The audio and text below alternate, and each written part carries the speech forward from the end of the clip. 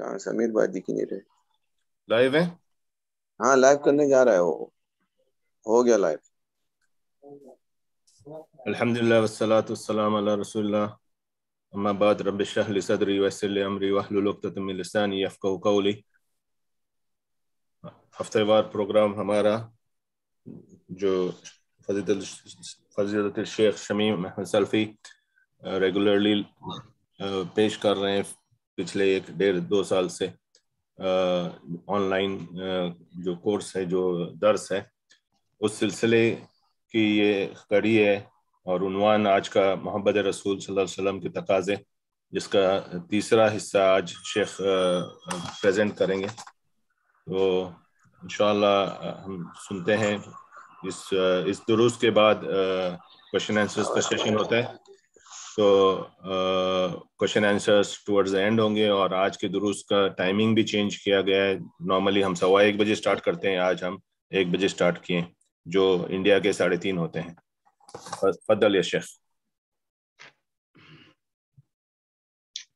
السلام علیکم ورحمۃ اللہ وبرکاتہ.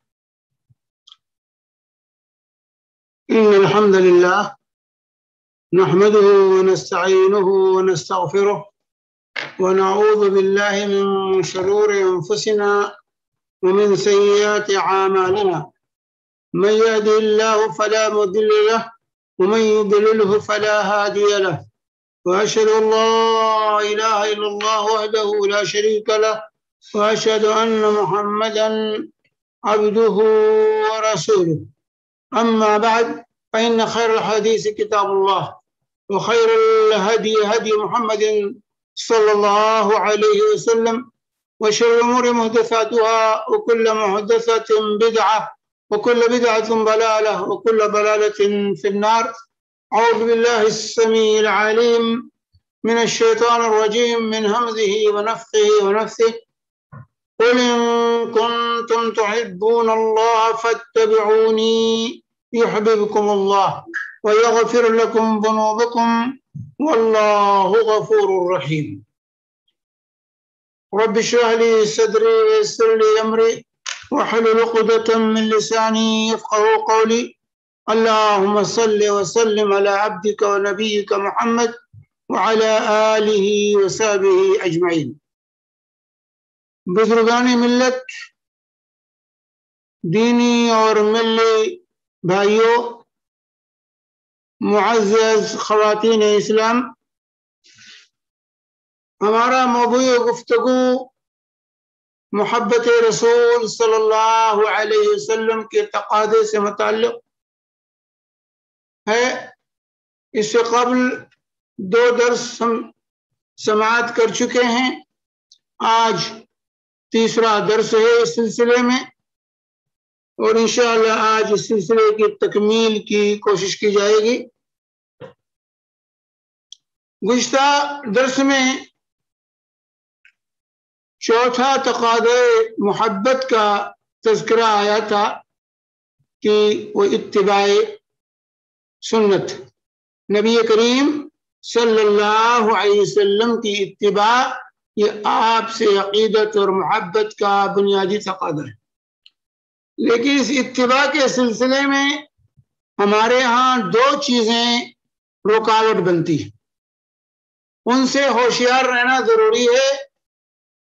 ایک تو ائمہ کرام بزرگان دین کی عقیدت میں غلو، ائمہ کی شان میں، ان کی عقیدت میں اس قدر غلو کیا جاتا ہے کہ اتباع سنت پیچھے رہ جاتی ہے اور ائمہ آگے آ جاتے ہیں. تو یہ غلو نہیں ہونا چاہیے. نبی کریم صلی اللہ علیہ وآلہ وسلم جس طریقے سے توحید اور ربوبیت میں کسی کو شریک ٹھہرانا ممنوع ہے، لا الہ الا اللہ، اللہ کے سوا کوئی بھی عبادت کے لائق نہیں ہے، معبود برحق صرف اللہ تعالیٰ ہے. کہ جس طرح اللہ کی توحید میں کسی کو شریک نہیں کیا جا سکتا، اسی طرح نبی کریم صلی اللہ علیہ وسلم کی رسالت اور نبوت میں کسی کو شریک نہیں کیا جا سکتا ہے. یہ واضح ہونا چاہیے. پہلا جز جو ہے کلمے کا یہ توحید الوہیت ہے، اور دوسرا جز جو ہے وہ توحید اتباع سنت، توحید نبوت اور رسالت. تو رسالت کا مقام کسی کو نہیں دینا چاہیے، نبوت کا مقام کسی کو نہیں دینا چاہیے، لیکن لوگ اس قدر غلو کرتے ہیں ائمہ کی شان میں کہ نبی کریم صلی اللہ علیہ وسلم کی اتباع کو پیچھے چھوڑ دیتے ہیں. واضح طور سے حکم ہوتا ہے، فرمان معلوم ہوتا ہے، صحیح احادیث موجود ہوتی ہیں، لیکن اماموں کی عقیدت میں لوگ اتباع کو بھول جاتے ہیں. یہ محبت رسول کے منافی. محبت رسول کا تقاضا یہ ہے کہ نبی کریم صلی اللہ علیہ وسلم کے مقابلے میں کسی کو نہ لائے. لیکن افسوس ہے لوگوں نے یہاں تک کہہ دیا اور اصول بنا دیا کہ جو آیت ہمارے امام کے قول کے خلاف ہو وہ آیت یا تو منسوخ ہوگی یا ہم اس کی تعویل کریں گے، اور جو حدیث ہمارے امام کے قول کے خلاف پڑے وہ حدیث یا تو ضعیف ہوگی اور یا منسوخ ہوگی، اور ورنہ ہم اس کی تعویل کریں گے. یعنی اصل امام کا قول قرار پائے گا، قرآن اور سنت جو ہے یہ باقی قرار پائیں گی قول امام کی. یہ اصول ہے، باقاعدہ اصول کرخی پڑھ لیجیے. اصول کرخی یہ فقہ جو ہے فقہ حنفی کی اصولی کتاب ہے، اس کے اندر صراحت یہ چیز موجود ہے آج تک. اور اسی طریقے سے لکھا گیا کہ لعنت ربنا اعداد رمل علی من رد قول ابی حنیفہ، جو ہے ذرات کی تعداد کے برابر، ریت کی تعداد کے برابر اس شخص پر لعنت ہو جس نے امام حنیفہ کے قول کو رد کر دیا. میرے بھائی یہ غلو نہیں ہے، یہ غلو نہیں ہے. تو ائمہ کی شان میں غلو یہ اتباع سنت سے معنی ہے. اس لیے اگر آپ کو نبی کریم صلی اللہ علیہ وسلم سے سچی عقیدت اور محبت ہے تو اس غلو سے آپ کو پرہیز کرنا ہوگا. جہاں رسول اللہ صلی اللہ علیہ وسلم کی بات آ جائے سے تسلیم خم، نبی کی سنت آ جائے تو کوئی بڑے سے بڑا امام ہو، بڑے سے بڑا مفتی ہو، اس کے قول اور فعل کی، اس کے فتوے کی، اس کے مسلک کی، اس کے مسئلے کی کوئی حیثیت باقی نہیں رہتی ہے. یہ واضح ہونا چاہیے. اسی لیے جب حضرت عبداللہ بن عباس رضی اللہ تعالی عنہ نے حج تمتع کا مسئلہ بیان کیا تو ایک شخص نے کہا اس سے تو حضرت عمر روکتے تھے، حضرت عمر منع کرتے تھے. تو حضرت عبداللہ بن عباس نے کیا کہا تھا؟ اخشى عليكم ان تنزل حجارة من السماء اقول لكم قال رسول الله صلی اللہ علیہ وسلم فتقولون قال ابو بکر وعمر. مجھے ڈر لگ رہا ہے کہیں تم پر آسمان سے پتھر نہ برسنے لگیں، اللہ کا غضب نہ نازل ہو جائے.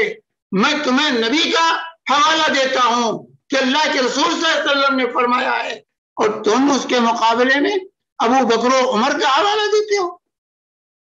جب میرے بھائی نبی کے مقابلے میں ابو بکر و عمر کا حوالہ نہیں چل سکتا ہے تو ابو بکر و عمر کے بعد کون سا امام ایسا ہے کہ ہم نبی کے مقابلے میں اس کا حوالہ پیش کریں؟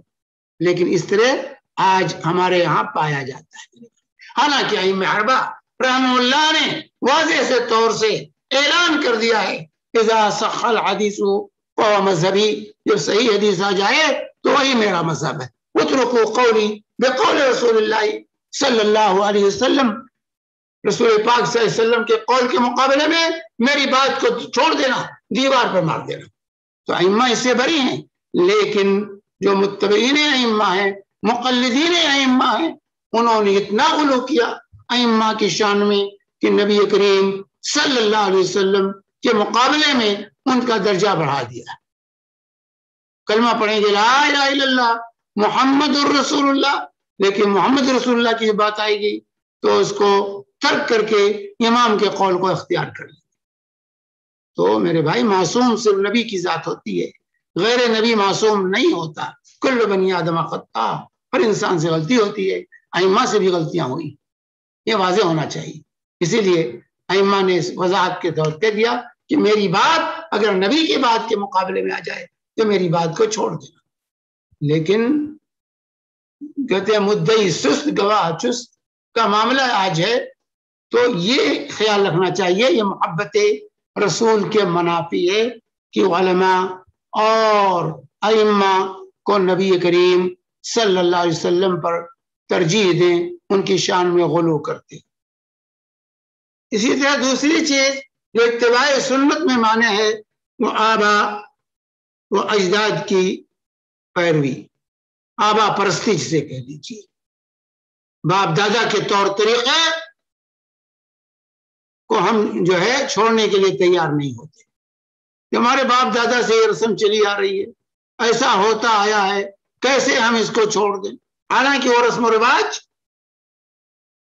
جو ہے نبی کریم صلی اللہ علیہ وسلم کی تعلیمات کے اکثر خلاف ہونے کے باوجود آج آبا پرستی میں لوگ اتباع کا راستہ چھوڑ دیتے ہیں اور نبی کریم صلی اللہ علیہ وسلم کو اس طرح نظر انداز کر دیا جاتا ہے.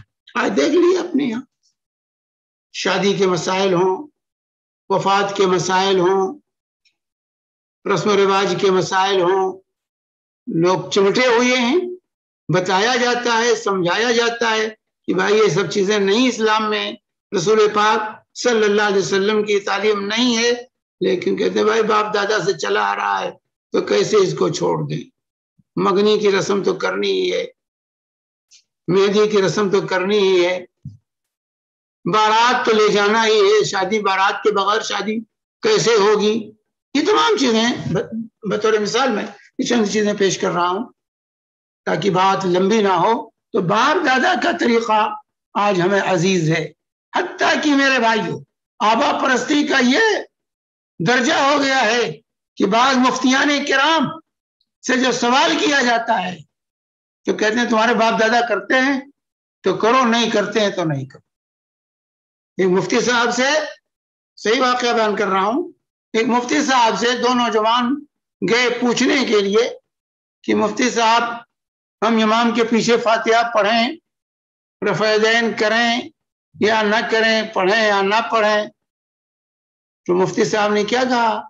اگر تمہارے باپ ایسا کرتے ہیں تو کرو اور نہیں کرتے ہیں تو نہ کرو. یہ ہے فتویٰ. باپ کرتا ہے رفع یدین تو کرو، باپ رفع یدین نہیں کرتا ہے تو نہ کرو، باپ امام کے پیچھے فاتحہ پڑھتا ہے تو پڑھو اور نہیں پڑھتا ہے تو نہ پڑھو. یہ آبا پرستی نہیں ہے، کہ باپ دادا کو اللہ کے رسول صلی اللہ علیہ وسلم پر ترجیح دینا نہیں ہے. تو یہ آبا پرستی جو ہے یہ اتباع سنت میں معنی ثابت ہوتی ہے. اس لیے محب رسول کو چاہیے کہ وہ آبا پرستی میں مبتلا نہ ہو، نبی کریم صلی اللہ علیہ وسلم کے مقابلے میں اپنے باپ دادا کو نہ پیش کرے. چنانچہ اللہ تعالیٰ فرما رہا ہے کفار کی روش کو بیان کرتے ہوئے سورہ لقمان میں وَإِذَا قِيلَ لَهُمُ اتَّبِعُوا مَا أَنزَلَ اللَّهُ قَالُوا بَلْ نَتَّبِعُ مَا وَجَدْنَا عَلَيْهِ آبَاءَنَا أَوَلَوْ كَانَ الشَّيْطَانُ يَدْعُوهُمْ إِلَىٰ عَذَابِ السَّعِيرِ. اللہ تعالیٰ فرماتا ہے کہ جب انہیں کہا جائے کہ جو اللہ نے نازل کیا ہے اس کی اتباع کرو تو کہتے ہیں بلکہ ہم تو اس کی اتباع کریں گے جس پر ہم نے اپنے آبا اجداد کو پایا ہے. یہ کفار کی روش تھی، یہ اہل ایمان کی روش نہیں ہے. اسی طرح اللہ تعالیٰ نے سورہ بقرہ میں واضح طور سے فرمایا، آیت نمبر 170 کے اندر اللہ فرما رہا ہے وَإِذَا قِيلَ لَهُمْ اتَّبِعُوا مَا أَنزَلَ اللَّهُ قَالُوا بَلْ نَتَّبِعُ مَا أَلْفَيْنَا عَلَيْهِ آبَاءَنَا أَوَلَوْ كَانُوا آبَاؤُهُمْ لَا يَعْقِلُونَ شَيْئًا وَلَا يَهْتَدُونَ. تو اللہ تعالیٰ فرما رہا ہے کہ جب ان سے کہا جائے کہ اس کی اتباع کرو جو اللہ نے نازل کیا ہے، تو کہتے ہیں بلکہ ہم اسی طریقے کی اتباع کریں گے جس پر ہم نے اپنے آبا کو پایا ہے، گرچہ ان کے آبا نہ کچھ عقل رکھتے ہوں اور نہ ہدایت یافتہ۔ تو آبا اجداد کی روش کو نبی کریم صلی اللہ علیہ وسلم پر ترجیح دینا، آپ کی سنت کے مقابلے میں اس کو فالو کرنا، یہ محبت رسول کے منافی ہے۔ محبت رسول کا تقاضا یہ ہے کہ ہم جو ہے نبی کی بات کو، نبی کی اتباع کو تمام پر، آبا اجداد پر، علماء اور مشائخ پر، سب پر مقدم رکھیں۔ یہ محبت کا، اگر یہ کیفیت نہیں ہے تو ہمیں رسول پاک صلی اللہ علیہ وسلم سے سچی محبت نہیں۔ اسی لیے ایسے لوگوں کو اللہ تعالیٰ نے گونگا بہرا اندھا قرار دیا ہے کہ جانوروں کا یہ ریوڑ ہیں، ان کا کچھ، ان کو عقل نہیں۔ تو فرمایا مثل الذین کفروا کمثل الذی ینق بما لا يسمع الا دعاء ونداء صم بکم عمی فهم لا یعقلون۔ یہ اندھے بہرے گونگے لوگ ہیں، ایسا چوپایوں کی طرح ہیں جو کچھ سمجھ بوجھ نہیں رکھتے۔ تو حب رسول کی صداقت اور سچائی کا معیار یہ ہے کہ سنت رسول کے علاوہ ہر طریق کو چھوڑ دیا جائے۔ ائمہ، فقہاء اور آبا اور اجداد ان کے چکر میں آ کر کے نبی کریم صلی اللہ علیہ وسلم کی سنت پامال نہ ہونے پائے، آپ کی حکم دولی نہ ہونے پائے، آپ کا طریقہ ہم ہرگز ترک نہ کریں۔ اسی طریقے سے پانچواں تقاضا محبت رسول صلی اللہ علیہ وسلم کا ہے کہ آپ پر صلاۃ و سلام ہم برابر بھیجتے رہیں۔ رسول پاک صلی اللہ علیہ وسلم پر برابر ہم صلاۃ و سلام بھیجتے رہیں۔ اللہ فرماتا ہے ان اللہ ملائکتہ یصلون علی النبی یا ایھا الذین آمنوا صلوا علیہ وسلموا تسلیما۔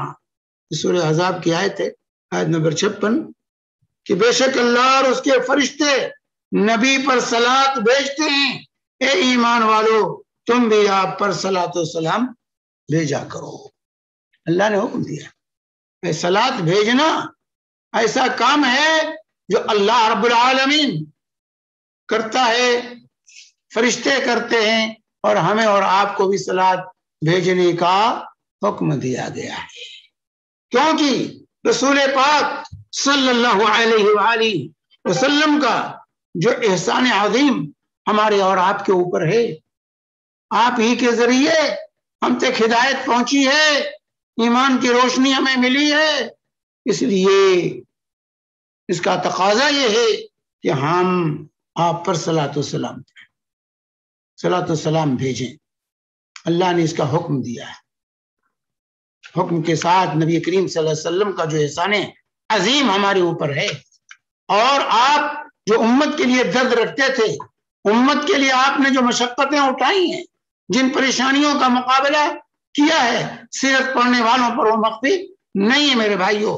اس کا تقاضا یہ ہے کہ ہم نبی کریم صلی اللہ علیہ وسلم پر صلاۃ بھیجتے، کثرت سے صلاۃ بھیجیں۔ جب بھی آپ کا نام آئے آپ پر صلاۃ بھیجنا واجب ہے۔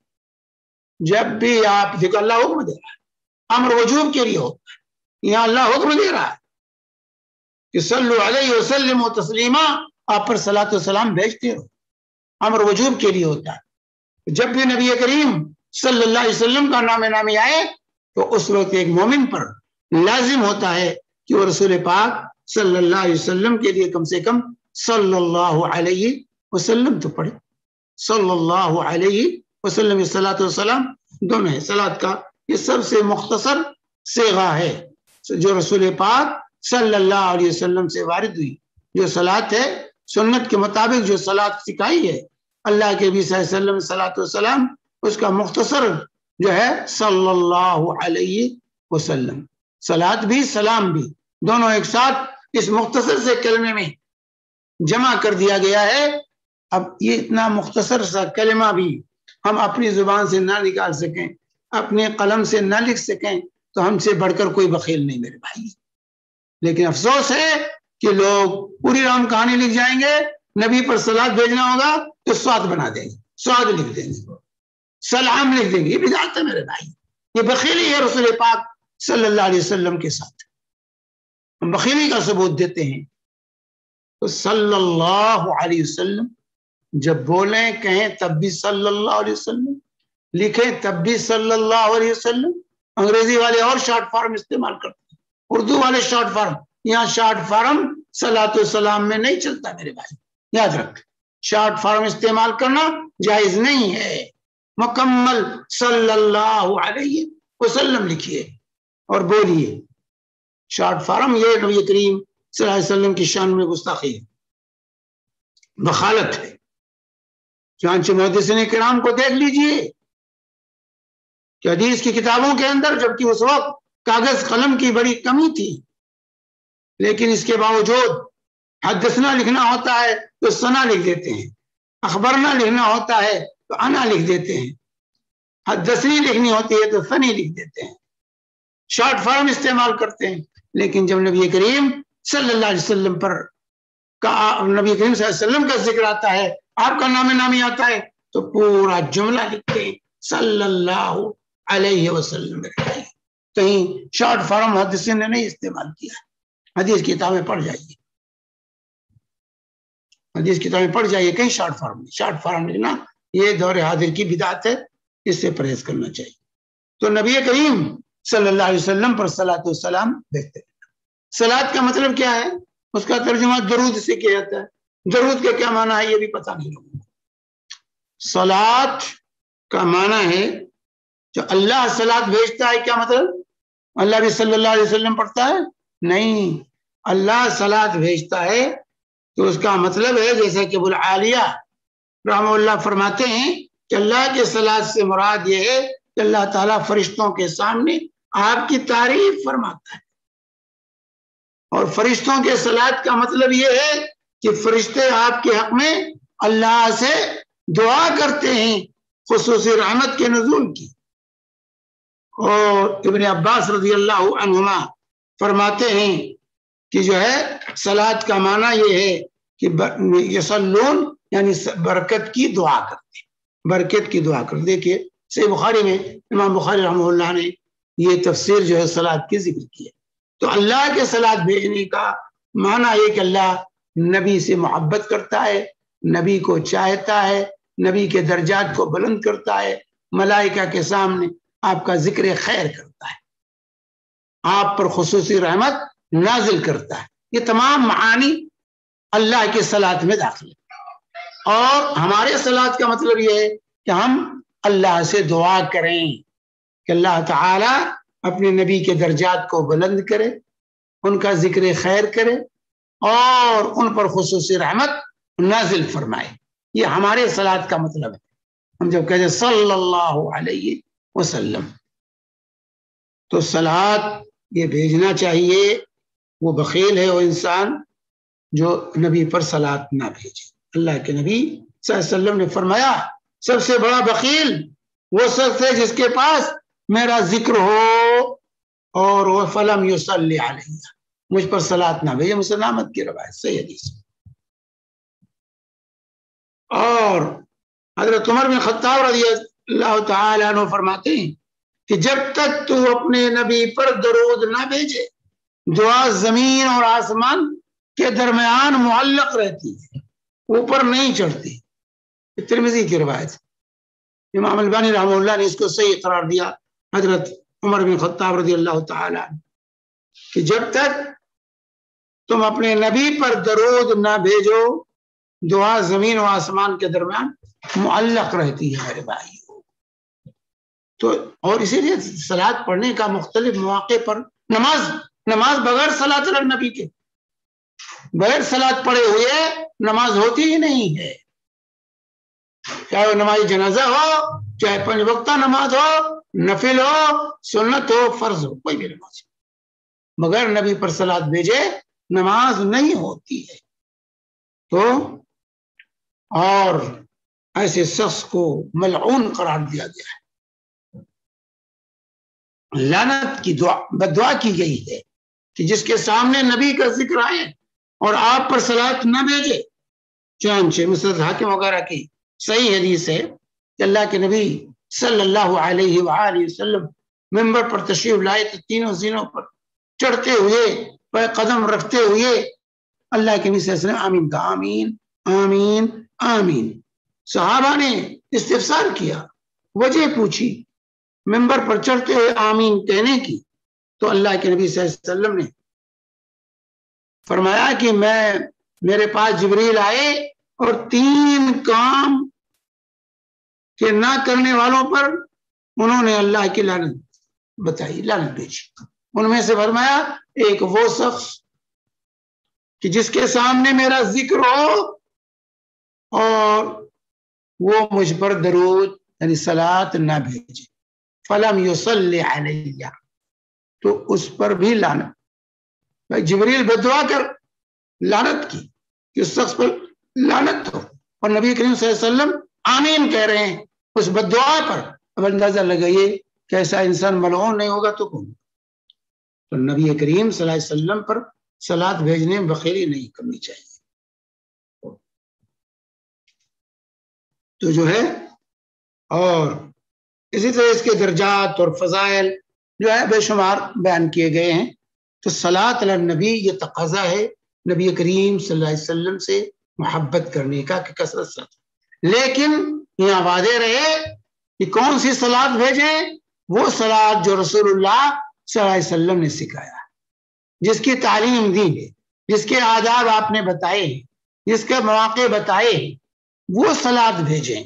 من گڑت صلاۃ بھیجیں گے تو اس کا کوئی فائدہ نہیں. درود لکی، درود ہدائی، درود تندینہ، درود تاج، درود مقدس، کیا کیا درود لوگوں نے گڑھے ہیں میرے بھائیوں.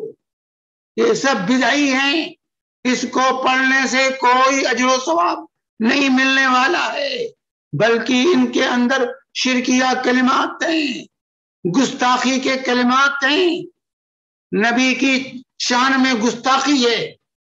درود ہزاری وغیرہ پڑھیے، اللہم صلی علی سید المذنبین، اللہ صلاۃ نازل کرے گنہگاروں کے سردار پر. اللہ کے نبی سے گنہگار تھے، یہ گنہگاروں کے سردار ہوگی، گستاخی ہے نبی کی شان میں. یہ تو شرکیہ کلمات تھے میرے بھائی. صاحب سورۃ درود تاج پڑھ لیجیے، رافع البلاء والوباء والقحط والمرض، کہ رسول پاک صلی اللہ علیہ وسلم وبا، بیماری، قحط سالی سب کو دور کرنے والے ہیں. تو یہ من گڑت درود نہیں، بلکہ وہ درود پڑھیں جو مسنون ہے، جو اللہ کے نبی صلی اللہ علیہ وسلم نے سکھایا. اور درود پڑھنے کے وہ مواقع کا خیال رکھیں. جہاں آپ نے درود نہیں سکھایا ہے وہاں درود کو لازم پڑھ لینا یہ بدعت ہو جائے. اذان سے پہلے درود پڑھتے صلاۃ والسلام بلند آواز سے اور مائک لگا کر، اور اسی طریقے سے مسجد سے نکلتے ہوئے اجتماعی طور سے صلاۃ والسلام. تو یہ سب بدعی صلاۃ والسلام، یہ صلاۃ والسلام کی درود کی تجارت کرنے والے لوگ ہیں، کمائی کرنے والے لوگ. یہ درود نہیں، وہ درود جو رسول اللہ صلی اللہ علیہ وسلم نے سکھایا ہے، اور جو طریقہ رسول پاک صلی اللہ علیہ وسلم نے بتایا اس طریقے سے. نماز میں اللہ تبارک تعالیٰ نے صلاۃ رکھی، درود رکھی، سلام بھی رکھا ہے، السلام علیکہ ایھا النبی ورحمۃ اللہ وبرکاتہ، اللہم صلی علی محمد وعلی آل محمد کما صلیت علی ابراہیم وعلی آل ابراہیم. یہ صلاۃ بھی رکھا ہے نماز میں، درود جو ہے سلام بھی رکھا ہے. لیکن دونوں قیام کی حالت میں ہے کہ قعود کی حالت میں؟ جلسے میں بیٹھو، قعدے میں پڑھنے کا بتایا گیا ہے، اور آہستہ پڑھنے کی تعلیم دی گئی ہے، چیخ چیخ کر پڑھنے کی تعلیم نہیں دی گئی میرے بھائی. نماز جو مقدس مقام ہے صلاۃ والسلام کا، جہاں اللہ تعالیٰ نے اس کو رکھا ہے، وہاں پر بیٹھ کے پڑھنا ہے اور آہستہ پڑھنا ہے، نہ جہرن پڑھنا ہے نہ کھڑے ہو کے پڑھنا ہے. تو اللہ تعالیٰ نے جو منتخب طریقہ کیا اپنے نبی پر صلاۃ والسلام کا، وہ طریقہ بہتر ہوگا کہ ہمارے من گڑت کے طریقے بدل.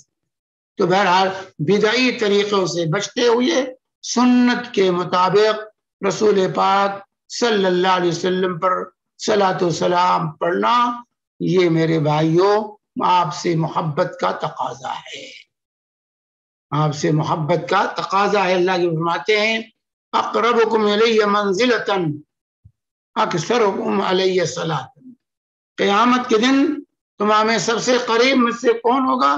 جو کثرت سے مجھ پر صلاۃ بھیجتا ہے۔ چلتے پھرتے صلاۃ بھیجیے، بیٹھتے اٹھتے صلاۃ بھیجیے، میرے صلی اللہ علیہ وسلم پڑھنے میں کیا لگتا ہے؟ صلی اللہ علیہ وسلم کثرت سے پڑھنا چاہیے۔ نبی کریم صلی اللہ علیہ وآلہ وسلم کا یہ ہمارے اور آپ کے اوپر، یہ نبی کریم صلی اللہ علیہ وسلم کا حق، نبی کریم صلی اللہ علیہ وسلم کا یہ حق ہے کہ ہم نبی کریم صلی اللہ علیہ وسلم پر کثرت سے صلاۃ و سلام بھیجتے رہیں۔ تو جو ہے کہ سب سے زیادہ قریب قیامت کے دن کون ہوگا نبی کریم صلی اللہ علیہ وسلم سے؟ جو کثرت سے آپ پر صلاۃ و سلام پڑھتا ہے، اور بدعی طریقے سے نہیں، نبی کریم صلی اللہ علیہ وسلم کے بتائے ہوئے طریقے کو۔ جو عمل بھی نبی کے طریقے سے ہٹا ہوا ہو وہ مردود ہے میرے بھائیو۔ من عمل عملا لیس علیہ امرنا فہو رد، جو کوئی ایسا عمل کرے جو ہمارے طریقے پر نہ ہو وہ مردود ہے۔ لہذا اذان سے پہلے، اذان کے بعد، جماعت کے بعد، اور اسی طریقے سے محفل میلاد منعقد کرنا اور اس میں صلاۃ و سلام کو چلا چلا کر، جو گلے پھاڑ پھاڑ کر پڑھنا، یہ سب بدعی صلاۃ و سلام، یہ سب بدعی صلاۃ و سلام ہے۔ اس پر اجر و ثواب ملنے کے بجائے گناہ ہوتا ہے، لوگ گناہ اٹھاتے ہیں۔ تو صلاۃ و سلام اس طریقے پر جو طریقہ رسول اللہ صلی اللہ علیہ وسلم کا رہا ہے، جیسے آپ نے تعلیم دی ہے، صحابہ کا جو معمول رہا ہے، اس معمول کے مطابق پڑھیں گے تب وہ مقبول ہے، ورنہ وہ مردود۔ تو محبت کا تقاضا ہے کہ نبی کریم صلی اللہ علیہ وسلم پر ہم کثرت سے صلاۃ و سلام پڑھتے رہیں، کثرت سے آپ پر درود بھیجیں۔ اسی طریقے سے چھٹا تقاضا محبت رسول صلی اللہ علیہ وسلم کا یہ ہے کہ ہم صحابہ کرام رضوان اللہ علیہم اجمعین اور اہل بیت سے جو ہے سچی عقیدت اور محبت رکھیں، ان سے محبت کریں، ان کا احترام کریں، ان کی شان میں گستاخی نہ ہونے پائے ان سے، یہ تقاضا ہے۔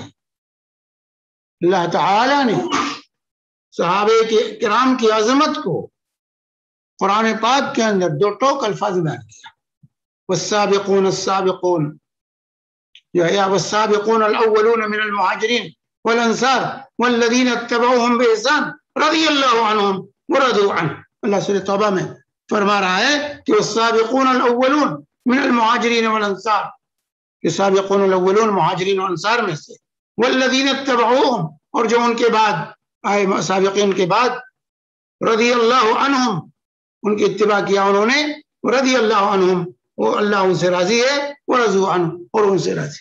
تو خواب جو ہے فتح مکہ سے پہلے مسلمان ہوئے ہیں، صلح حدیبیہ سے پہلے جنہوں نے اسلام قبول کیا، صلح حدیبیہ کے بعد اور فتح مکہ کے بعد جو بھی مسلمان ہوئے ہیں، سب صحابہ ہیں، اور سب سے عقیدت اور محبت ضروری ہے، اور سب سے اللہ تعالیٰ نے اپنی رضامندی کا اعلان، رضی اللہ عنہ، اللہ ان سے راضی ہو گیا۔ اور جن سے اللہ راضی ہو، اگر ان سے کوئی دشمنی رکھتا ہے، ان سے عداوت رکھتا ہے، ان پر تبرہ کرتا ہے، ان کو گالیاں دیتا ہے، تو میرے بھائی وہ مومن نہیں ہو سکتا، وہ مسلمان نہیں ہے، اس کے کفر میں کوئی شک نہیں۔ جو صحابہ سے بغض رکھ کے، جو صحابہ سے عداوت رکھ کے، جو صحابہ پر تبرہ کرے، جو صحابہ کو گالیاں دے، جو صحابہ پر تنقیدیں کرے، وہ مسلمان نہیں ہو سکتا، وہ مسلمان نہیں، گرچہ جو وہ دستار میں ہو، سب کچھ ہو، لیکن اگر وہ صحابہ کے سلسلے میں اس کا منہج صحیح نہیں ہے تو وہ مسلمان نہیں ہو سکتا ہے۔ اللہ تعالیٰ تو فرماتا ہے محمد الرسول اللہ والذین معہ اشداء علی الکفار رحماء بینہم تراہم رکعا سجدا یبتغون فضلا من اللہ ورضوانا، کہ محمد صلی اللہ علیہ وسلم اللہ کے رسول ہیں اور آپ کے جو ساتھی ہیں وہ کفار کے مقابلے میں انتہائی سخت ہیں اور اہل ایمان کے مقابلے میں انتہائی نرم ہیں، رحماء بینہم، آپس میں جو ہے رحیم ہیں، شفیق ہیں، تراہم رکعا سجدا، وہ رکوع سجدہ کرنے والے، اللہ سے لو لگانے والے، سدا اللہ کے فضل کو اور اس کی رضامندی کو تلاش کرنے والے۔ اب اندازہ لگا لیجیے میرے بھائی، تو صحابہ کی محبت یہ ایمان ہے، صحابہ سے عداوت یہ کفر ہے، واضح ہونا چاہیے۔ اس لیے اگر ہمیں نبی کریم صلی اللہ علیہ وسلم سے محبت ہے تو ہم آپ کے بلا تفریق تمام صحابہ سے بلا تفریق، خواہ والے بیت میں سے ہوں اہل بیت میں سے نہ ہو، تمام سے ہمیں عقیدت ہوگی، تمام سے محبت ہوگی، تمام کا احترام ہم کریں گے۔ لیکن اگر کسی کی شان میں گستاخی کرتے ہیں، کسی پر کیچڑ اچھالتے ہیں، کسی پر تنقید کرتے ہیں، تو یہ ایمان کے منافی ہے۔ ایسے لوگ اپنے ایمان کی سلامتی کی فکر کریں میرے بھائی۔ تو صحابہ سے محبت، جن کو اللہ نے اپنی نبی کی صحبت کے لیے منتخب کیا تھا، یاد رکھیے انبیاء کے بعد، انبیاء کرام کے بعد سب سے بلند درجہ، سب سے بلند مقام صحابہ کرام رضوان اللہ اجمعین کا ہے میرے بھائی۔ رسول اللہ کے صحابہ کا مقام گزشتہ تمام امتوں سے افضل ہے میرے بھائی۔ گزشتہ تمام امتوں پر صحابہ کا مقام مقدم ہے، یہ افضل ترین لوگ تھے۔ اختارہم اللہ لصحبت نبی ولنصرت دینہ۔ حضرت عبداللہ بن مسعود رضی اللہ تعالیٰ عنہ فرماتے ہیں کہ اللہ تعالیٰ نے ان صحابہ کو اپنے نبی کی صحبت کے لیے، اپنے دین کی نصرت کے لیے ان کو چن لیا۔ یہ چنندہ لوگ تھے، اللہ نے ان کا ذکر جس سے نبی کریم صلی اللہ علیہ وسلم کا ذکر تورات و انجیل میں کیا، اسی طرح صحابہ کرام کا ذکر بھی اللہ تبارک و تعالیٰ نے تورات و انجیل کے اندر کیا، ان کے اوصاف بتائے تھے۔ سورہ فتح کی آخری آیت پڑھ لیجیے میرے بھائی، جا کر کے دیکھ لیجیے کہ تورات میں بھی ان کی مثال ہے اور انجیل میں بھی ان کی مثال ہے۔ اللہ تعالیٰ کی ان کی مثالیں، ان کی علامتیں، ان کی پہچان بیان کرتی ہیں۔ اور پھر اللہ کے نبی صلی اللہ علیہ وسلم فرماتے ہیں لو انفق احدکم مثل احد ذهبا لا يبلغ مد احدهم ولا نصیفہ، کہ جو ہے میرے صحابہ نے ایک مٹھی جو اللہ کے راستے میں خرچ کیا ہے، تم اگر احد پہاڑ کے برابر سونا بھی خیرات کرو اللہ کی راہ میں، تو اس ایک مٹھی خرچ کرنے والے صحابی کے درجے کو نہیں پہنچ سکتے، صحابیت کا درجہ نہیں پا سکتے، وہ مقام تم کو نہیں ملے گا۔ وہ ایک مٹھی جو کا اجر و ثواب تمہارے احد پہاڑ کے برابر سونا خرچ کرنے کے مقابلے میں زیادہ ہوگا۔ یہ تھے صحابہ میرے بھائیوں، یہ تھے صحابہ جن کی تعریف میں قرآن بھرا پڑا میرے بھائی، قرآن بھرا پڑا ہے۔ لقد رضی اللہ عن المؤمنین اذ یبایعونک تحت الشجرہ، اللہ ان مومنوں سے راضی ہو گیا جو درخت کے نیچے آپ کے ہاتھ پر بیعت کر رہے تھے صلح حدیبیہ کے موقع۔ اللہ نے ان کو رضی اللہ عنہ کا خطاب دیا اور ہم ان کو گالیاں دیں، ان پر تبرہ کریں، ان کو منافق کہیں، ان کو کافر کہیں، ان کو مرتد کہیں، اور ہم پھر پکے محب رسول ہو جائیں؟ یہ نہیں ہو سکتا۔ محب رسول ایسا نہیں کر سکتا۔ صحابہ سے عداوت، رسول اللہ صلی اللہ علیہ وسلم سے عداوت۔ صحابہ کی تنقید، رسول اللہ صلی اللہ علیہ وسلم کی تنقید۔ سن لیجیے، جب ہم صحابی پر تنقید کرتے ہیں تو سب سے پہلے یہ تنقید جو ہے رسول اللہ پر اور اللہ رب العالمین پر، کہ اللہ نے اپنے نبی کے لیے کیسے ساتھی منتخب کیے تھے، اللہ نے اپنے نبی کے لیے کیسے ساتھی منتخب کیے تھے، اللہ پر اتحام۔ نبی نے اپنے صحابہ کی کیسی تربیت کی کہ وہ آپ کے بعد جو ہے سب مرتد ہو گئے، کافر ہو گئے اور دنیا دار بن گئے۔ یہ نبی پر تنقید ہے میرے بھائیوں، صرف صحابہ پر تنقید نہیں ہے۔ تو صحابہ پر انگلی اٹھانا یہ اللہ پر انگلی اٹھانا ہے، نبی پر انگلی اٹھانا ہے۔ یاد رکھ، اتنا خطرناک معاملہ یہ ہے، لیکن بلا سوچے سمجھے لوگ دھڑے کے ساتھ صحابہ کی تنقید کرنا شروع، کتابیں لکھ دیتے ہیں، اپنے آپ کو سنی کہتے ہوئے صحابہ پر تنقیدیں شروع کر دیتے ہیں۔ اور ہم سن کر جو کہ سنی ہے، اس لیے ہم ان کی باتوں کو سن کر ان کے پیچھے دوڑ پڑتے ہیں۔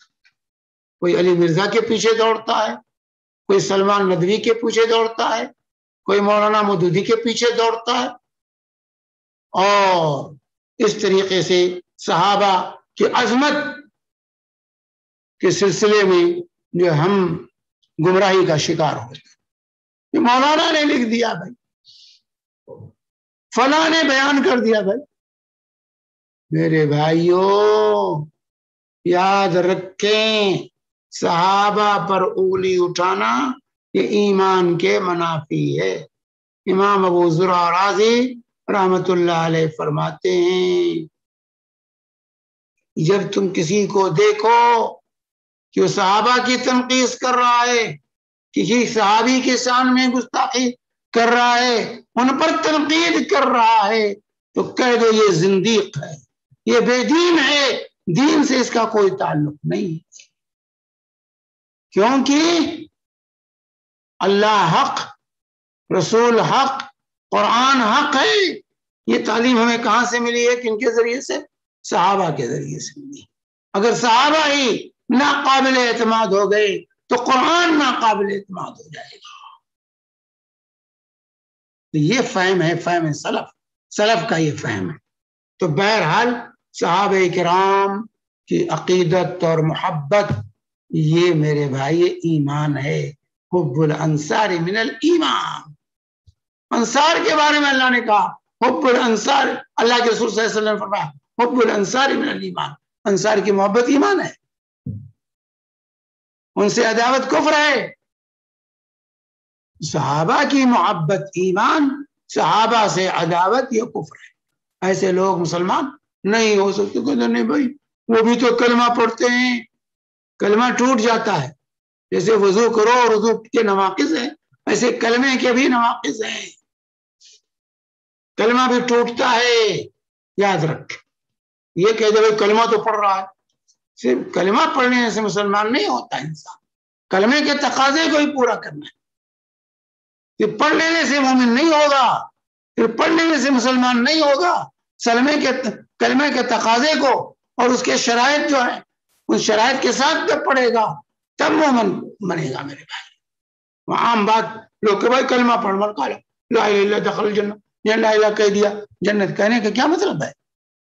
اس کے شرائط کے ساتھ کہے، اس کے تقاضے کو پورا کرتے ہوئے کہے، تب وہ جنت کی چابی ہے۔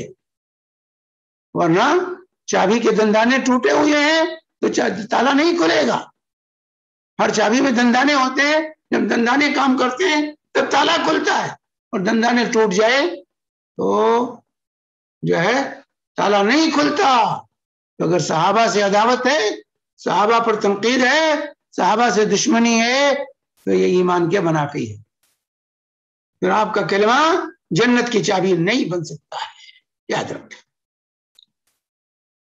تو جو ہے ایمان کا تقاضا یہ کہ تمام بلا تفریق ازواج مطہرات سے محبت، آل بیت سے محبت، تمام صحابہ سے محبت، یہ جزء ایمان ہے میرے بھائیوں، اس پر قائم رہنا۔ سب سے عداوت، کسی کی بھی تنقید، ادنا سے ادنا صحابی کی بھی تنقید جائز نہیں ہے میرے بھائی۔ ادنا سے ادنا جو کہ جو ہے فتح مکہ کے موقع پر وہ جو ہے حجۃ الوداع کے موقع پر جن کو صحابیت کا شرف حاصل ہوا، جو رسول پاک صلی اللہ علیہ وسلم کی تربیت میں بھی نہیں رہ سکے، ان کی بھی تنقید جائز نہیں ہے، ان کی بھی تنقید جائز نہیں۔ عام طور سے یہ فیشن ہوگا، یہ تو بھائی فتح مکہ کے بعد مسلمان ہوئے، صلح حدیبیہ کے بعد مسلمان ہوئے، ان کی کوئی حیثیت نہیں ہے۔ نہیں، جس نے ایک نظر سے، ایمان کی نظر سے رسول پاک صلی اللہ علیہ وسلم کا دیدار کر لیا، تمام سے اس کا درجہ بلند ہوتا، اس درجے کو کوئی نہیں پا سکتا، کوئی امتی اس درجے کو پہنچ نہیں سکتے۔ بڑے سے بڑا علامہ، امام، محدث، فقیہ کچھ بھی ہو، وہ ادنا سے صحابی کا درجہ نہیں پا سکتا، صحابیت کا درجہ سب پر مقدم۔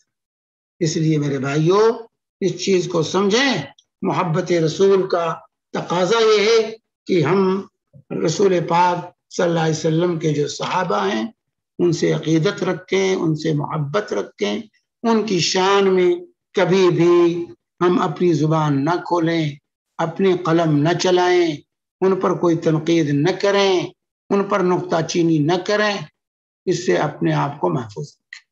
تب تو ہم نبی سے محبت کرنے والے ہیں، اور اگر ایسا نہیں ہمارا رویہ ہے تو ہم نبی سے محبت کرنے والے نہیں ہو سکتے۔ بھائی اللہ نے جن کو معاف کر دیا ہے، بھائی ان سے وہ انسان تھے، غلطیاں ہوتی تھی، ٹھیک ہے، انسان تھے، غلطیاں ہوتی تھی، لیکن ان کے غلطیوں کے صدور سے پہلے ہی اللہ تعالیٰ نے ان کی معافی کا اعلان کر دیا ہے، ان کی معافی کا پہلے اعلان کر دیا اللہ تعالیٰ نے، جو ہے ان کی نیکیاں اتنی زیادہ ہیں کہ ان سے اگر کوئی کوتاہی ہوئی ہے، لغزش ہوئی ہے، تو اس سمندر میں وہ دھل گئے۔ ان کے نیکیوں کا سمندر اتنا بڑا ہے کہ ان سے اگر کوتاہی لغزش ہوئی ہے تو اس سمندر میں سب بہ گئے، جو ہے اس کی کوئی حیثیت باقی نہیں رہی۔ جیسے آپ جا کے کھڑے ہو کر سمندر پر پیشاب کریں، اسے سمندر کا کچھ بگڑنے والا نہیں ہے، سمندر اس کو بہا لے جائے گا، اس کا کوئی اثر سمندر پر نہیں پڑے گا۔ اسی طرح اگر صحابہ سے کوئی کوتاہی ہوئی ہے، کوئی لغزش ہوئی ہے، کوئی غلطی انسانی تقاضے کے مطابق ہوئی ہے، تو وہ ان کے نیکیوں کے مقابلے ان کی نیکیاں اس کو بہا لے گی، اس کا کچھ نہیں ہونے والا۔ اللہ تعالیٰ نے ان کو معاف کر رکھا ہے، اللہ نے ان کو بخش دیا، بخشے بخشائے لوگ۔ اللہ کے نبی صلی اللہ علیہ وسلم نے کیا، جب حاتب بن ابی بلتع کا واقعہ پیش آیا تھا تو اللہ کے رسول نے کیا کہا تھا، لعل اللہ اطلع الى اہل بدر فقال اعملوا ما شئتم فانی قد غفرت لكم۔ اللہ تعالیٰ بدری صحابہ پر مطلع ہوا اور اس نے کہا ہے میرے جو نبی کے صحابہ، تم اعملوا ما شئتم، جو چاہو کرو، فانی قد غفرت لكم، میں نے تم کو بخش دیا، معاف کر دیا۔ تو غلطی ہونے سے پہلے معاف کر دیا۔ حضرت عثمان کے بارے میں اللہ کے رسول صلی اللہ علیہ وآلہ وسلم نے فرمایا تھا، ما ضر عثمان عمل بعد اليوم۔ غزوہ تبوک کے موقع پر جب ان کی قربانیاں آپ کے سامنے آئیں، جو انہوں نے بڑھ چڑھ کر کے حصہ لیا غزوہ تبوک کے اندر، تو اللہ کے نبی صلی اللہ علیہ وسلم نے فرمایا، ما ضر عثمان عمل بعد اليوم، آج کے بعد عثمان کو کوئی عمل نقصان نہیں پہنچا سکتا۔ یہ سرٹیفکیٹ ہے، اس سرٹیفکیٹ کے باوجود لوگ تنقید کرتے ہیں صحابہ پر۔ اللہ تعالیٰ نے ان کو بخش دیا ہے، معاف کر دیا ہے، ان بخشے بخشائے لوگ ہیں، ان پر انگلی اٹھانا کسی کے لیے جائز نہیں ہے میرے بھائی، یہ واضح ہونا چاہیے۔ اللہ تبارک تعالیٰ ہمیں فہم سلیم عطا فرمائے۔ تو صحابہ تمام کے تمام بخشے بخشائے ہیں، اور ان پر تنقید کرنا یہ ایمان کے منافی ہے، اس لیے ہمیں اسے بچنا چاہیے۔ اسی طریقے سے تابعین کرام، محدثین اعظام، فقہائے اور علماء امت کا احترام، یہ محبت رسول کا تقاضا ہے۔ محبت رسول کا تقاضا ہے کہ تابعین سے کا احترام ہو، محدثین کا احترام ہو، علماء امت کا احترام ہو، فقہائے امت کا احترام ہو، ان سے احترام، ان کا احترام، کیونکہ یہ دین کو ہم تک پہنچانے کا ذریعہ رہے ہیں. انہوں نے نبی کی حدیث کو ہم تک پہنچایا ہے, انہوں نے دین کو ہم تک پہنچایا ہے, ان کے واسطے سے ہمیں دین ملا ہے, اس لیے ان کا احترام لازم ہے. انہوں نے جو کارن اللہ تعالیٰ کے والذین اتبعوا بإحسان, جو لوگ پیچھے لگے صحابہ کے ان سب سے اللہ راضی, جو صحابہ کے پیچھے لگے وہ سب سے اللہ راضی ہے. تو اللہ نے رضامندی کا سرٹیفکیٹ دیا ہے. اس لیے اللہ نے فرمایا خیر الناس قرنی ثم الذین یلونہم ثم الذین یلونہم, کہ بہترین لوگ ہمارے دور کے لوگ ہیں یعنی صحابہ, اس کے بعد تابعین, پھر اس کے بعد تبع تابعین. ان تین ادوار کو اللہ کے نبی صلی اللہ علیہ وسلم نے خیر القرون کا ان کی تعریف کی ہے. اب انہیں پر ہم تنقید کریں تو یہ زیبا ہمارے لیے نہیں ہے. ان لوگوں نے جو کارنامہ انجام دیا ہے میرے بھائیوں, غیر مسلم اس کے معترف ہم اعتراف کریں یا نہ کریں. محدثین نے جو خدمت انجام دی ہے علم حدیث پر میرے بھائیوں وہ قابل تعریف خدمت ہے. مستشرقین میں سے ایک مستشرق ہے, وہ بیان کرتا ہے کہ جو ہے مارگیت اس کا نام ہے, علم حدیث پر مسلمانوں کا فخر کرنا بجا ہے, علم حدیث پر مسلمانوں کا فخر کرنا بجا ہے. اسی طرح ایک اور مستشرق اعتراف کرتا ہے کہ محدثین نے دنیا اسلام کے ایک کنارے سے دوسرے کنارے تک, اندلس سے وسط ایشیا تک کی خاک شانی اور شہر شہر اور گاؤں گاؤں پیدل سفر کیا تاکہ حدیثیں جمع کریں اور اپنے شاگردوں میں پھیلائیں. بلا شبہ جو ہے رحال اور جوال, بہت زیادہ سفر کرنے والے, بہت زیادہ گھومنے والے جیسے القاب کے یہ مستحق یہی لوگ تھے جنہوں نے حدیث کو جمع کرنے کے لیے پیدل سفر کیا, دور دراز علاقے تک پہنچے, پیدل چل کے گئے تاکہ نبی کریم صلی اللہ علیہ وسلم کی سنت کو محفوظ کر سکیں, آپ کی حدیث کی حفاظت کر سکیں, جس سے ہم آسانی سے پڑھتے ہیں, کتابیں موجود ہیں. اگر یہ محدثین کی یہ خدمات نہ ہوتی تو یہ ہم تک نہ. اس لیے میرے بھائی محدثین کرام, علماء امت, تابعین, تبع تابعین, ان لوگوں کا احترام ہمارے دل میں ہونا چاہیے, ان سے عقیدت اور محبت ہونی چاہیے, ان کو اپنی دعاؤں میں یاد رکھنا. الذین جاؤوا من بعدہم یقولون ربنا اغفر لنا ولاخواننا الذین سبقونا بالایمان, بعد میں آنے والے اپنے پہلے لوگوں کے لیے دعا کرتے ہیں کہ اللہ ہمیں بھی بخش دے, اور ہم سے پہلے جو لوگ گزرے ہیں ان کو بھی بخش دے, ان کے سلسلے میں ہمارے دلوں کے اندر کوئی قدرت, کوئی کجی نہ پیدا کرے. یہ محبت رسول کا یہ تقاضا ہے کہ ہمیں تابعین سے محبت ہو, ہمیں محدثین سے محبت ہو, ہمیں علماء امت سے محبت ہو, جن لوگوں نے دین ہم تک بلا کم و کاش پہنچانے کی کوشش کی ہے اور اپنی قوت و طاقت کو لگایا ہے, اپنا وقت قربان کیا ہے, تو ان کو ہم اپنی دعاؤں میں یاد رکھیں, ان کے لیے دعائیں مغفرت کرتے رہیں, ان سے محبت اور عقیدت رکھیں. آج کی ملاقات میں آخری بات جس پر میں اپنی بات ختم کرتا ہوں, 8ویں چیز ہے بدعات سے اجتناب. محبت رسول کا تقاضا یہ ہے کہ بدعتوں سے دور رہیں. بدعتی محب رسول نہیں ہو سکتا, یاد رکھیں, بلکہ وہ نبی پر تو اتہام باندھنے والا ہے, خیانت کا اتہام باندھتا ہے بدعتی. اس لیے امام مالک رحمہ اللہ کیا فرمایا, من ابتدع بدعتا ثم رآها حسنا فقد زعم ان محمدا صلی اللہ علیہ وسلم قد خان الرسالہ. جو کوئی بدعت ایجاد کرے اور کہے یہ تو بدعت حسنہ ہے, یہ اچھی بدعت ہے, تو نعوذ باللہ اس نے نبی کریم صلی اللہ علیہ وسلم پر اتہام باندھا. کیا اتہام باندھا کہ نبی کریم صلی اللہ علیہ وسلم نے ایک اچھی بات تھی اس کو چھپا لی اور امت تک اس کو پہنچایا نہیں, رسالت کو پہنچانے میں خیانت سے کام لیا، نعوذ باللہ ثم نعوذ باللہ، یہ اتیان بدعتی کا. تو بدعتی کبھی بھی محب رسول نہیں ہو سکتا. لوگ عام طور سے کہتے دیکھو بھائی یہ بریلوی حضرات یہ لوگ بڑے محب رسول ہوتے، یہ محب رسول نہیں ہے، یہ اعدائے رسول ہے، یہ رسول کے اعداء ہیں، یہ محب نہیں ہو سکتے. جو بدعتوں میں جس کی زندگی ڈوبی ہوئی ہو، نبی کی مخالفت میں جس کی زندگی ڈوبی ہوئی ہے، سنتوں کی مخالفت میں جس کی زندگیاں جن کی ڈوبی ہوئی ہوں، وہ کبھی بھی محب رسول نہیں ہو سکتے ہیں. محبت رسول کے لیے ضروری ہے کہ وہ متبع سنت، نبی کی سنت، بدعتوں سے دور رہے، سنت کو پیروی کرے، بدعتوں سے دور رہے. اللہ کے بھی فرمایا من عمل عملا لیس علیہ امرنا فہو رد، جو کوئی ایسا عمل کرے جو ہمارے طریقے پر نہیں ہے وہ مردود ہے.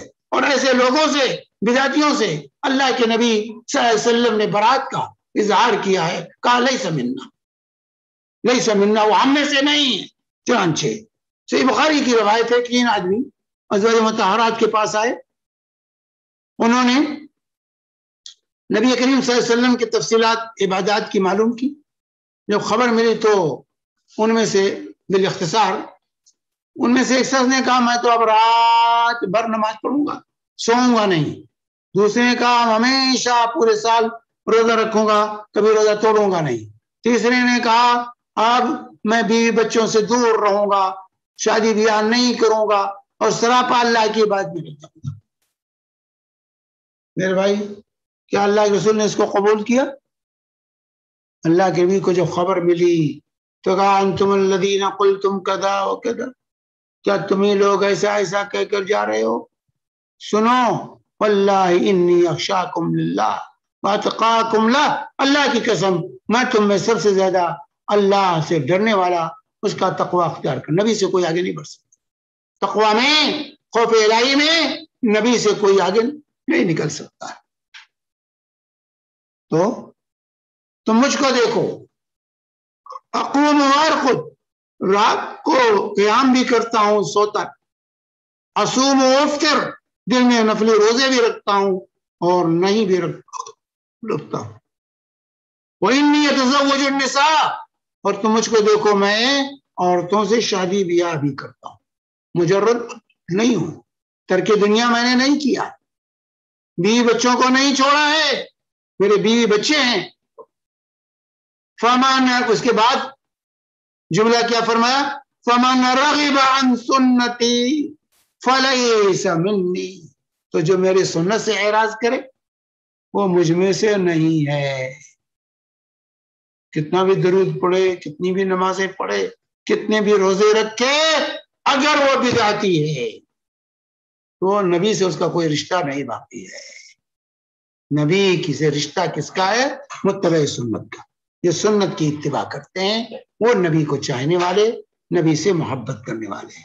اس لیے میرے بھائیوں، محبت رسول کا تقاضا یہ ہے کہ ہم اپنے دامن کو بدعتوں سے بچائے رکھیں، سنتوں کے خوگر رہیں، سنتوں پر ہمارا عمل ہو، بدعتوں سے ہم دور ہوں.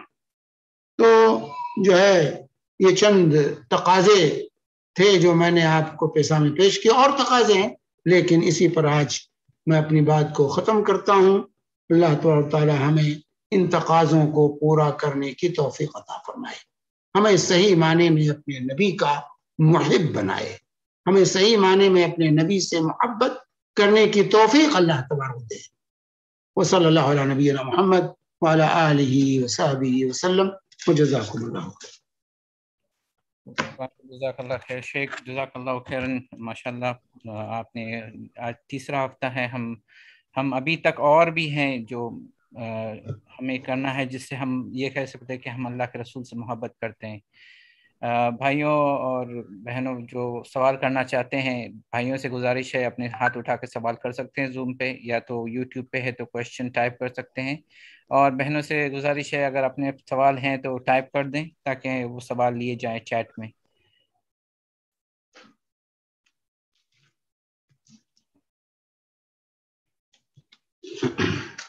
شیخ ایک سوال یہاں ہے یوٹیوب پہ، غسل کرتے وقت سطر ڈھانکنا شرط ہے کیا؟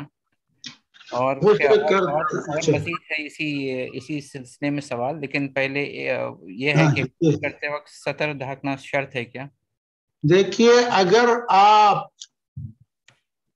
بند عمارت میں غسل کر رہے ہیں، غسل خانے کے اندر ہیں، دوسروں کی نگاہیں نہیں پڑ رہی ہیں وہاں پر، تو سطر ڈھانکنا واجب نہیں ہے بلکہ سر ڈھانکنا بہتر ہے۔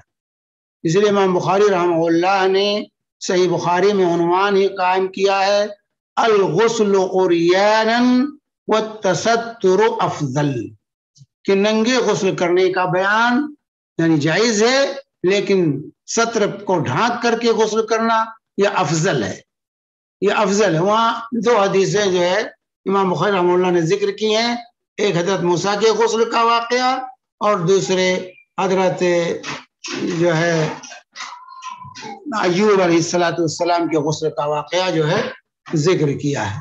تو بہرحال ننگے غسل کرنا پردے کے اندر، عمارت کے اندر ننگے غسل کرنا، اس پر جو ہے دریا کے میں نہیں، سمندر میں نہیں، بلکہ کمرے کے اندر جو ہے بنے ہوئے حمامات کے اندر غسل کرنا جہاں دوسروں کی نگاہیں نہیں پڑتی ہیں، تو ننگے غسل کرنا جائز ہے، لیکن پھر بھی اگر سطر پر کپڑا رکھا جائے تو بہتر ہے، تاکہ جو ہے اللہ سے کم حیا رہے۔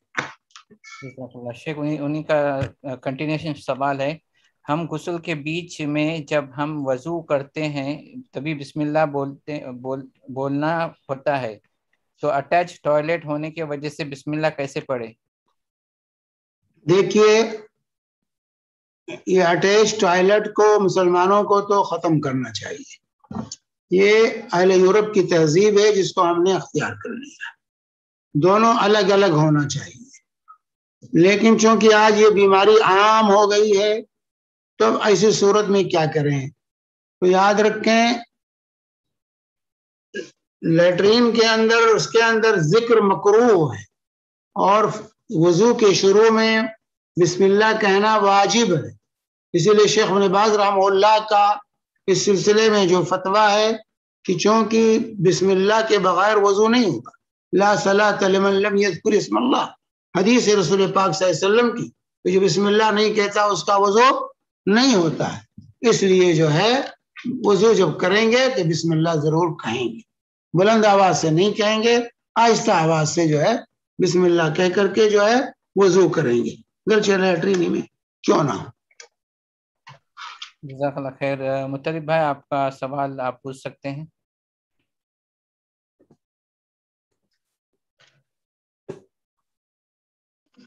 السلام علیکم ورحمۃ اللہ وبرکاتہ شیخ صاحب۔ وعلیکم السلام ورحمۃ اللہ وبرکاتہ۔ شیخ صاحب میرے پاس دو سوال ہے۔ پہلا سوال شیخ صاحب، جیسا آپ نے بتایا آپ صلی اللہ علیہ وسلم کا جو نام ہے وہ شارٹ فارم میں نہیں لکھنا چاہیے، تو اسی طرح شیخ صاحب جب کچھ لوگ سلام لکھتے تو سلام پورا نہیں لکھتے، جیسا شارٹ فارم میں لکھتے انگلش میں، یہ غلط ہے، یہ غلط ہے، ہاں اس کے بارے میں غلط ہے، سلام میں شارٹ فارم نہیں چلتا۔ السلام علیکم ورحمۃ اللہ وبرکاتہ، یا کم سے کم السلام علیکم اتنا تو لکھنا ضروری ہے۔ جی جی شیخ صاحب جزاک اللہ۔ شیخ صاحب دوسرا سوال میرا یہ، شیخ صاحب آپ نے آپ کی ریکارڈنگ سنا تو میں ریسنٹلی، تو اس میں آپ نے تو خلاصہ کیا شیخ صاحب، یہ جو ابھی یہ فیسٹیول کا سیزن چالو ہے نا شیخ صاحب، جیسا دیوالی چالو ہے، تو اس میں شیخ صاحب میں نے ایک سعودی کے علماء کی ایک علماء ان کی میں نے یوٹیوب پہ جواب سنا تھا، تو اس میں وہ کہہ رہے تھے کہ جو قربانی کا جانور ہے وہ ہم جو جانور ہے اس پہ اگر اللہ تعالیٰ کا نام نہیں لیا ہے تو وہ نہیں کھانا چاہیے، لیکن یہ جو باقی جو مٹھائی ہے اس میں کوئی پرابلم نہیں ہو، وہ کسی کے نام پہ بھی ہو سکتا ہے، مٹھائی ہے اور گوشت تو وہ الگ ہے شیخ صاحب۔ ایک تو یہ تھا شیخ صاحب، اور دوسرا ہمارے انڈیا کے بھی کچھ علماء تھوڑا یہ بولتے کہ وقت کے تقاضے کے حساب سے آپ لے سکتے، تو شیخ صاحب اس میں آپ تھوڑا خلاصہ کریں گے تو۔ بھائی بہرحال یہ موقف صحیح نہیں ہے کہ گوشت ہو تب تو نہیں کھائیں گے اور مٹھائی ہو تو کھا لیں گے۔ وما اہل بہ لغیر اللہ، یہ تفسیر عزیزی پڑھیے، مولانا شاہ عبدالعزیز محدث دہلوی کی تفسیر ہے، اس میں انہوں نے اس کی وضاحت اچھی طریقے سے کی ہے کہ یہاں اہل لغیر اللہ میں تمام چیزیں داخل ہیں، یہ صرف یہ نہیں کہ ذبح کرتے وقت اللہ کا نام لے لیا جائے تو نہیں، اصل بات دل کی حالت ہے کہ آپ کی نیت کیا ہے، کس کے لیے آپ پیش کر رہے ہیں. پہلی چیز تو یہ کہ وہ غیر اللہ کی نام کی نیاز ہے، نظر ہے، یہ شرکیہ عمل ہے، اور اس میں آپ اس کو جو ہے کھانے کے لیے فتویٰ دے رہے ہیں کہ کھا لو، اس کو کوئی حرج نہیں ہے. پہلی چیز. دوسری چیز اس میں ایک جو اس طرح کا فتویٰ جو لوگ دیتے ہیں ان کا سبب ایک جو ہے ضعیف اور من گڑت روایت ہے.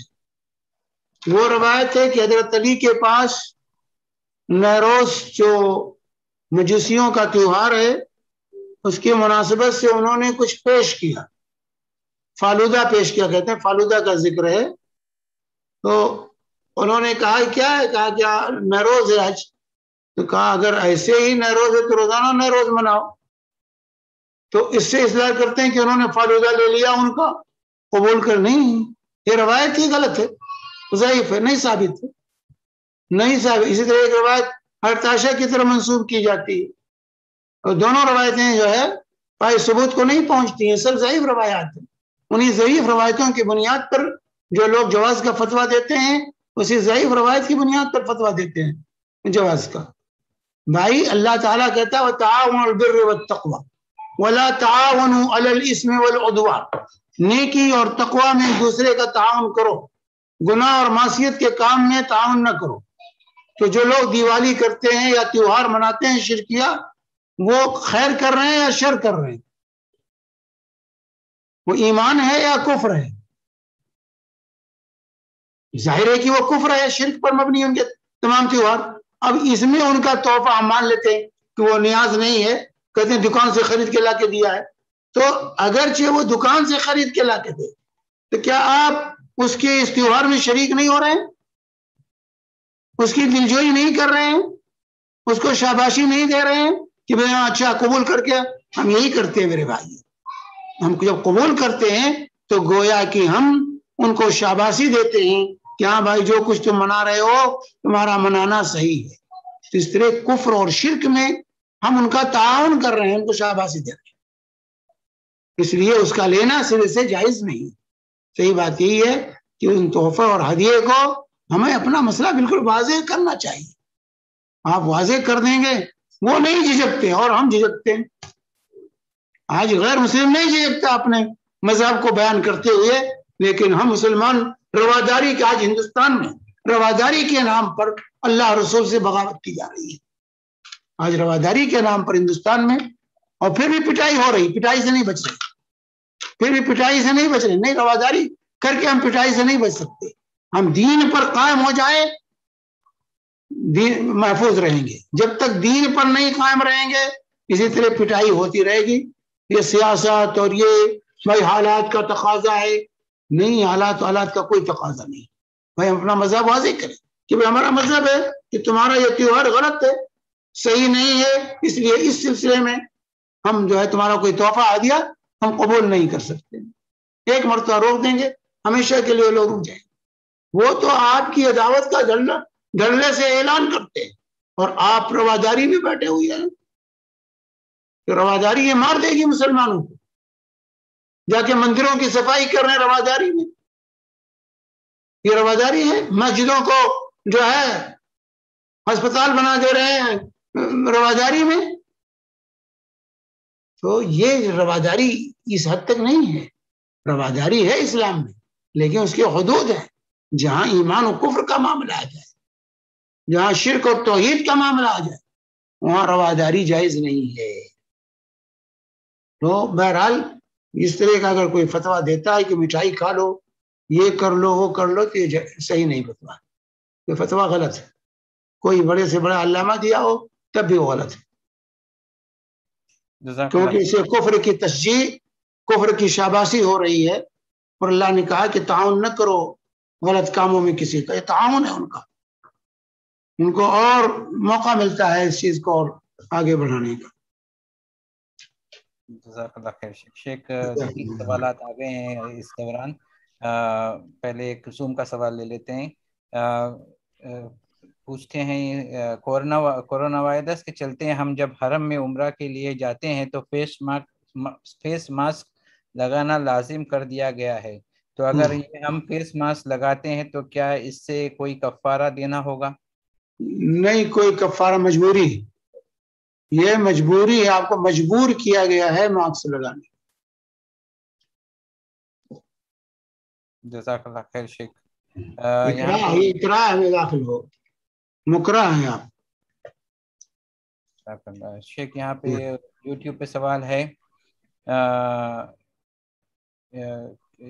مولانا صاحب ایک یہ سوال ہے کہ ان کا درس سنتے وقت ایمان ایک دم تازہ رہتا ہے مگر درس کے بعد ایمان میں تازگی کی کمی محسوس ہوتی ہے، ایسا کیوں؟ ایمان کو ہمیشہ تازہ رکھنا کیسے رکھے؟ دیکھیے میرے بھائی، اس میں تو حدیث ہے، ایک صحابی رسول پاک صلی اللہ علیہ وسلم کے پاس آتے ہیں اور کہتے ہیں یا رسول اللہ نافق حنظلہ، حنظلہ تو منافق ہو گیا. کہا کیا معاملہ ہے؟ کہا جب آپ کی محفل میں ہوتے ہیں، آپ کی مجلس میں ہوتے ہیں تو ہمارے ایمان کی جو کیفیت ہوتی ہے، جب اپنے بیوی بچوں میں جاتے ہیں، گھر میں رہتے ہیں تو وہ کیفیت نہیں ہے. تو اللہ کے نبی صلی اللہ علیہ وسلم نے تعریف کی، ذاک صریح الایمان، یہ صریح ایمان کا مطلب ہے کہ تم مومن ہو، کہ اپنے حالات پر تمہیں اطلاع رہتی ہے، کب بڑھتا ہے تو ایمان گھٹتا بڑھتا رہتا ہے حالات کے اعتبار سے. تو جب آپ دین کی محفل میں رہیں گے ایمان تازہ رہے گا، لیکن اس سے جب ہٹیں گے تو ایمان میں کمی آئے گی.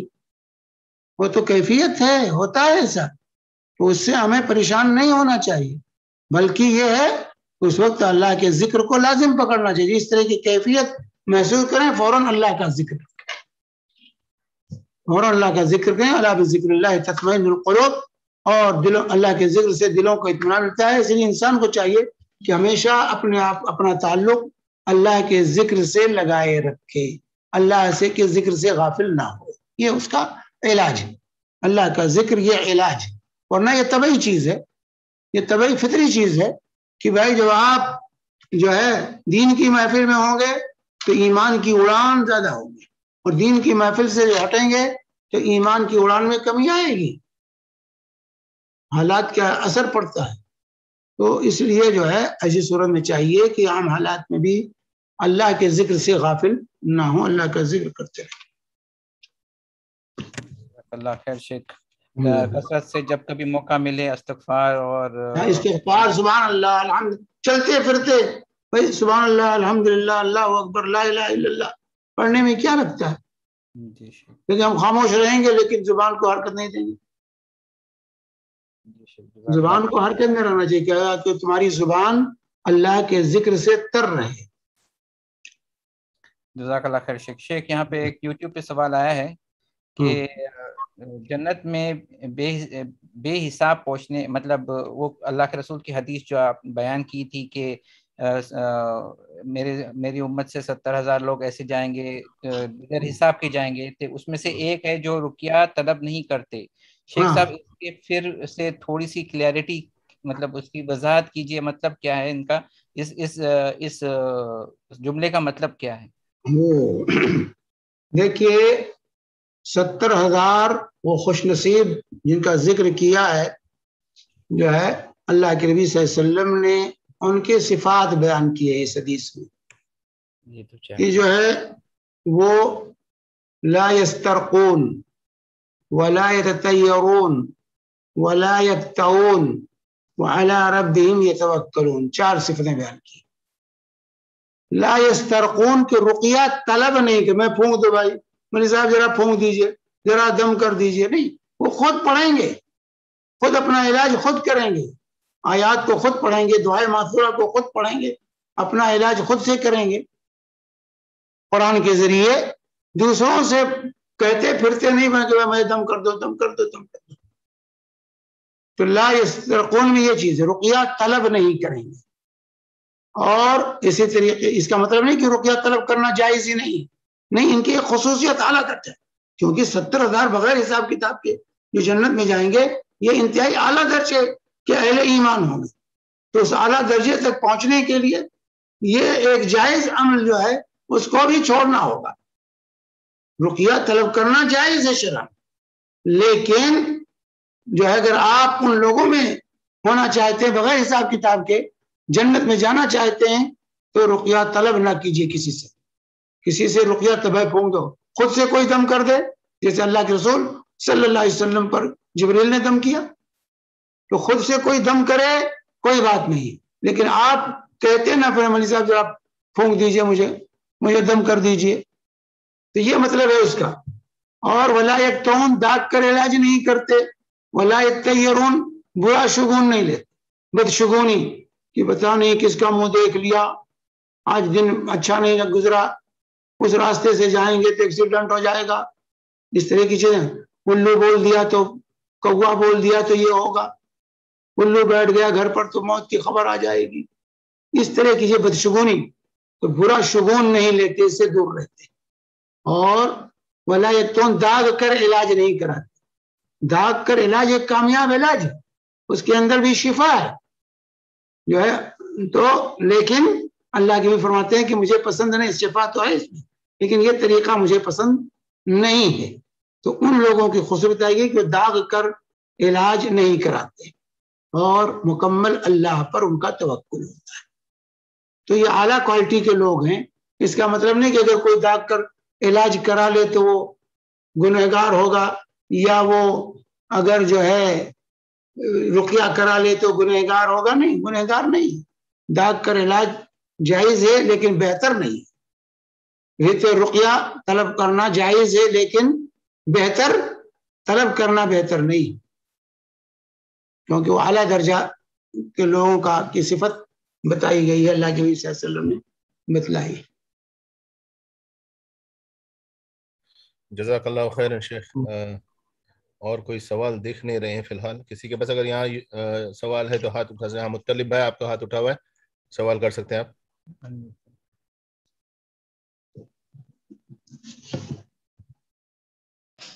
شیخ صاحب السلام علیکم ورحمۃ اللہ وبرکاتہ۔ وعلیکم السلام ورحمۃ اللہ وبرکاتہ۔ شیخ صاحب تھوڑا ڈیٹیل کوشچن ہے یہ، تو شیخ صاحب ایک پوسٹ آیا مجھے، اس میں لکھا ہے کہ 10 جگہ جہاں پہ نماز نہیں پڑھ سکتے، اس میں ایک جگہ دی گئی ہے قبرستان، اور دوسری جگہ دی گئی جہاں پہ قبر بنائی جاتی ہے، اور قبر بنائی جاتی ہے۔ میں شیخ صاحب میں ڈائریکٹ کوشچن پہ آتا ہوں نا، میں یہ بولتا نہیں، اس میں شیخ صاحب ایک جگہ جہاں پہ نماز نہیں پڑھ سکتے وہ بتایا جہاں پہ اونٹ کو ہم پانی دے رہے، اونٹ جہاں اونٹ کا باڑ جو ہے، اونٹ پانی نہیں دے رہے، اونٹ کی باڑ جو ہے جہاں اونٹ رہتا ہے، ہاں شیخ صاحب، نماز پڑھنے سے منع کیا اللہ کے نبی صلی اللہ علیہ وسلم۔ جی جب پوچھا گیا نصلی فی مواکب الابل، تو اللہ کے نبی صلی اللہ علیہ وسلم نے کہا نہیں، کہا مرابض الغنم، جہاں بکریاں باندھی جاتی ہیں وہاں نماز پڑھ سکتے ہیں، کہاں وہاں نماز پڑھ سکتے ہیں جہاں بکری باندھی جاتی ہے، لیکن جہاں اونٹ باندھے جاتے ہیں وہاں نماز نہ پڑھو، روکا اللہ کے وجہ سے۔ اچھا شیخ صاحب، اس میں اور ایک جگہ منع کی گئی ہے جو کہ یہودیوں کی جہاں پہ عبادت کرتے وہ، اور ایک چرچ کا بھی لکھا گیا ہے شیخ صاحب، لیکن شیخ صاحب چرچ تو میں دیکھا تھا جب میں یو کے میں دیکھا تھا شیخ صاحب، لنڈن میں، تو وہاں پہ شیخ صاحب جمعے کی نماز چرچ میں ہوتی تھی، پرمیشن لے کے چرچ میں پڑھتے تھے شیخ صاحب۔ یہی تو مسلمانوں کی کمزوری ہے، مسلمانوں کی کمزوری ہے، دوسروں کی عبادت گاہوں کو ہم آباد کرنے جاتے ہیں، اپنی عبادت گاہ نہیں بنا سکتے، اپنی بنائیے، کماتے ہیں، لندن میں بیٹھے ہوئے ایک مسجد نہیں بنا سکتے، ایک جمعہ مسجد نہیں بنا سکتے، اتنی شرم نہیں آتی آپ کو کہ آپ دوسروں کے عبادت گاہوں میں جا کر کے جمعہ قائم کرتے ہیں؟ غلط ہے، نہیں پڑھنا چاہیے بھائی۔ اس میں عیسیٰ اور مریم کی تصویریں آویزہ ہوتی ہیں، اور غیر اللہ کی عبادت کے وہ اڈے ہیں، تو جہاں غیر اللہ کی عبادت کے اڈے ہوں اللہ کی عبادت نہیں کرنی چاہیے۔ شیخ صاحب اور ایک اس میں لکھا گیا کہ اس جگہ پہ جہاں پہ امام کھڑے ہوتے، جو اونچی جگہ پہ امام کھڑے ہوتے ہیں وہاں نماز نہیں پڑھ سکتے؟ ہاں، جہاں اونچی جگہ ہوتی ہے نا شیخ صاحب، جمعے کا خطبہ جو دیتے، ہاں، جو ممبر ہے، ممبر کے اوپر اللہ کے نبی صلی اللہ علیہ وسلم نے نماز پڑھی ہے تعلیم کے لیے آپ نے ممبر پر نماز پڑھی ہے، اللہ کے رسول صلی اللہ علیہ وسلم نے ممبر پر کھڑے ہو کر آپ نے سجدہ کرنا ہوا تو اتر کر کے زمین پر سجدہ کیا، ورنہ قیام رکوع سب ممبر پر کھڑے ہو کر آپ نے کیا تاکہ لوگوں کو نظر آئے کہ قیام کیسے ہوگا، رکوع کیسے ہوگا، اور جب سجدہ کرنا ہوا تو ممبر کے نیچے اتر کر اللہ کے نبی صلی اللہ علیہ وسلم سجدہ کیا تعلیم کے لیے۔ تو ممبر تو نماز پڑھنے کی جگہ نہیں ہے، اس کا مطلب اگر کوئی پڑھ لیا تو وہ نماز نہیں ہوگی، ایسا نہیں۔ اچھا ٹھیک ہے شیخ صاحب، جزاک اللہ خیر۔ یہ سوال بارک اللہ فیک۔ شیخ وہ جو آپ نے اس میں کہا چرچ میں جو نماز پڑھتے ہیں، اگر وہ ان بتوں کو ڈھاک رہے ہیں اور پڑھ رہے ہیں تو موجود تو ہیں، وہ تو ڈھاک دیں گے بس، اور کیا، پھر کھول دیں گے۔ بھائی اس کی ضرورت کیا ہے، ہم دوسروں کے کیوں محتاج ہیں؟ یہ کئی جگہ یہ بھی ہے کہ وہ لوگ چرچ خرید رہے ہیں آج کل، اور اس کو چرچ خرید کر کے آپ مسجد بنا رہے ہیں، بہت اچھی چیز ہے، اس میں تو سب نکال دیں گے نا، سب نکال کر وہاں سے مسجد ہو جائے، اچھی چیز کو پاک کر کے مسجد بنا رہے ہیں، بہت اچھی چیز ہے، لیکن وہ چرچ ہوتے ہوئے ہم وہاں جا کے نماز کا اہتمام کریں، یہ غلط نہیں ہونا چاہیے۔